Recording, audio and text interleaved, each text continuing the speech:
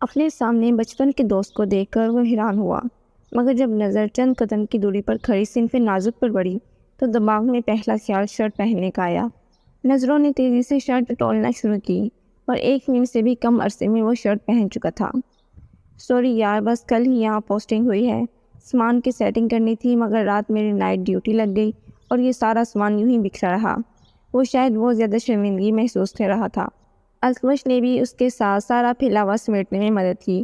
وہ چپ چاپ کھڑی ان دونوں کی کارروائی دیکھ رہی تھی۔ 5 منٹ میں ہی وہ جگہ دیکھنے اور بیٹھنے کے قابل ہو گئی۔ بیٹھ یار، بھابھی آپ بھی بیٹھیں۔ التمش سے اس کا لہجہ دوستانہ جبکہ وفا سے مؤدبانہ تھا۔ اسباق میں سر ہلا کر وہ خاموشی سے صوفے پر بیٹھ گئی۔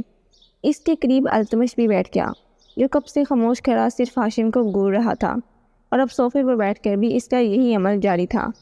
اتنی گہری چوٹ کیسے لگی تجھے؟ التمش کے سوال پر ہاشم کے ساتھ ساتھ وفا بھی حیران ہوئی تھی۔ پانے کے باوجود بھی التمش کی زیرک نگاہوں سے اس کی چوٹ نہ چھپ سکی۔ پھر اچانک ہاشم نے ہنس کر اپنے تاثرات چھپائے۔ ارے یار، تم تو جانتے ہو پولیس کی نوکری میں ایسی چھوٹی موٹی چوٹیں لگتی رہتی ہیں۔ کل رات ایک گنڈے سے مڈبر ہو گئی تھی، اسی وجہ سے چوٹ آئی۔ دوائی اور پین کلر لی تھی، اسی وجہ سے اتنی گہری نیند سویا تھا، ورنہ پولیس والوں کی نیند اتنی پکی نہیں ہوتی۔ اس نے ہنس کر تفصیل دی تو التمش اور وفا دونوں نے اس بات میں سر ہلایا۔ ویسے بھابھی بہت خوبصورت لائے ہو، ہمیشہ کی طرح تمہاری پسند نایاب ہے۔ ایک نظر وفا کی طرف دیکھ وہ التمش کی پسند کی داد دینے لگا۔ التمش رائزادہ کو ہمیشہ ہی خاص چیزیں پسند آتی ہیں۔ وفا کے خوبصورت چہرے اور نازک سے سراپے کو نگاہوں میں قید کر کے وہ بنا ہاشم کی طرف دیکھ کے بولا تو کچھ پل کے لیے وہ بھی کنفیوز ہو گئی۔ 5 منٹ بیٹھے، میں آپ دونوں کے کھانے پینے کے لیے کچھ لاتا ہوں۔ وہ اٹھ کر جانے لگا کہ التمش کی آواز پر فوراً رکا۔ ارے رکو ہاشم، کھانا کچھ نہیں ہے، بس چائے پلا دو۔ میں تمہاری بھابھی کو صبح صبح بنا ناشتہ کروائے لایا ہوں، صرف اور صرف تمہارے ہاتھ کی چائے پلانے کے لیے۔ اوہ خدا، التمش یار تم بنا۔ یہ خبر سن کر وہ تھوڑا شرمندہ ہوا۔ تیز انداز میں اور تیزی آ گئی۔ آپ یہیں پر بیٹھے، میں ان کی مدد کروا کر آتا ہوں۔ اس کے بازو میں چوٹ لگی ہے۔ وہ اسے وہیں صوفے پر بٹھا کر خود ہاشم کی مدد کروانے کچن کی طرف چل دیا۔ یہ بات بھی وفا کے لیے حیران کن تھی۔ التمش رائزادہ جس کے گھر کا چمچ بھی نوکر اٹھا کر ادھر سے ادھر رکھتے تھے، وہ کچن میں اپنے دوست کی ہیلپ کروانے گیا تھا۔ شاید ان کی دوستی بہت گہری ہے۔ اس کا دماغ اس سارے نظارے سے بس یہی اخذ کر پایا۔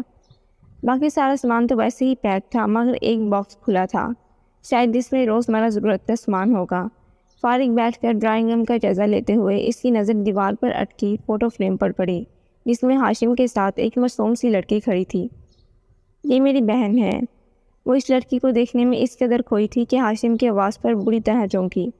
وہ دونوں چائے بنا کر لے آئے تھے۔ التمش نے بھی اس کی نظروں کے زاویے میں دیکھا۔ کہاں ہے یہ؟ اب اس دنیا میں نہیں ہے۔ اوہ آئی ایم سوری۔ وفا کے سوال پر وہ تھوڑا اداس ہوا۔ التمش نے چائے کا کپ اسے تھمایا، خود بھی اس کے برابر آن بیٹھا۔ کیا ہوا تھا انہیں؟ یہ تو بہت پیاری لگ رہی ہیں۔ وفا کو جیسے یقین سا نہ آیا ہو۔ ایکسیڈنٹ ہوا تھا۔ ہاشم کے چہرے پر سرد تاثرات ابھرے، اور ویسے ہی سرد تاثرات کے ساتھ اس نے التمش کی طرف دیکھا جو صوفے پر اپنے لیے کشن سیٹ کر رہا تھا۔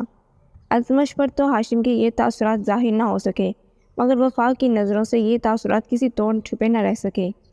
اچانک ہی وہ وفا کے سوالوں کو اگنور کر کے التمش کی طرف خوش دلی سے متوجہ ہوا۔ وہ دونوں ہی نہ جانے کون سی باتیں کر رہے تھے، مگر وفا کی نظریں اس تصویر پر جیسے جم سی گئیں۔ اس لڑکی کی تصویر سے زیادہ اسے وہ لاکٹ اٹریکٹ کر رہا تھا جو اس تصویر میں اس کے گلے میں پہنا تھا۔ یہ لاکٹ اس نے کہیں اور بھی دیکھا تھا، مگر کہاں؟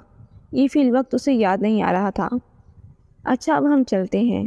آج شام جتنا بھی ضروری کام ہو اسے پشے پوش ڈال کر تم نے میرے ولیمے پر آنا ہے۔ التمش کے حکمیہ انداز پر وہ تابعداری سے سر جھکا گیا۔ چند اور باتوں کے بعد وہ دونوں وہاں سے نکل آئے، مگر وفا کا دماغ ہاشم کی نظروں، ان تاثرات اور اس لڑکی کے گلے میں پہنے لاکٹ میں اٹک گیا تھا۔ ولیمے کا فنکشن شہر کے سب سے بڑے گارڈن میں طے پایا تھا۔ سرخ و سنہری مخملی قالین اور پردے بہت خوبصورت منظر پیش کر رہے تھے۔ برقی کمکموں اور رنگ برنگی روشنیوں، مصنوعی اور قدرتی پھولوں سے کی گئی سجاوٹ بہت خوبصورت اور دل فریب منظر پیش کر رہی تھی۔ لائٹ پنک کلر کے ڈریس میں بیوٹیشین کے نفاست سے کیے گئے میک اپ کے باعث وہ کوئی مومی گڑیا لگ رہی تھی۔ ہر نظر اس پر آ کر ٹھہر جاتی۔ پہلے تو چند عورتوں نے اسٹیٹس کے فرق کو مدعا بنا کر رنگ رنگیلی باتیں بنائیں، مگر جب اس کے رنگ و روپ کو دیکھا تو سب کی زبانوں پر اپنے آپ تالے لگ گئے۔ ہاشم بھی اس ولیمے کے فنکشن میں شامل ہوا تھا، مگر مائزہ کی طرف اس کا رجوع وفاق کی نظروں سے پوشیدہ نہ رہ سکا۔ خاموشی سے اسٹیج پر بیٹھی وہ ایک ایک مہمان کے حرکات و سکنات کو نوٹ کر رہی تھی۔ حالانکہ بغل میں اس کا شوہر بھی براجمان تھا، مگر وہ تو ایسے دکھا رہی تھی جیسے یہاں اس کے علاوہ اور کوئی موجود ہی نہ ہو۔ پل پل اس کے من موہے سراپے کو دیکھ کر التمش بمشکل اپنے جذباتوں پر کنٹرول کر پا رہا تھا۔ مسز رائزادہ، جتنا اگنور کرنا ہے کر لو، ابھی تو صبح والا بدلہ بھی باقی ہے۔ ایک بار کمرے میں چلو، پھر سارے حساب میں باق ہوں گے۔ اس کی بات کو کسی خاطر میں نہ لا کر اس نے ناک سے مکھی اڑائی۔ نظریں مسلسل ہاشم پر جمی تھیں، جس کے صبح والے تاثرات کی وجہ جاننے کے لیے وہ بےتاب تھی، مگر وہ مائزہ کے قریب سے ہٹنے کا نام ہی نہیں لے رہا تھا۔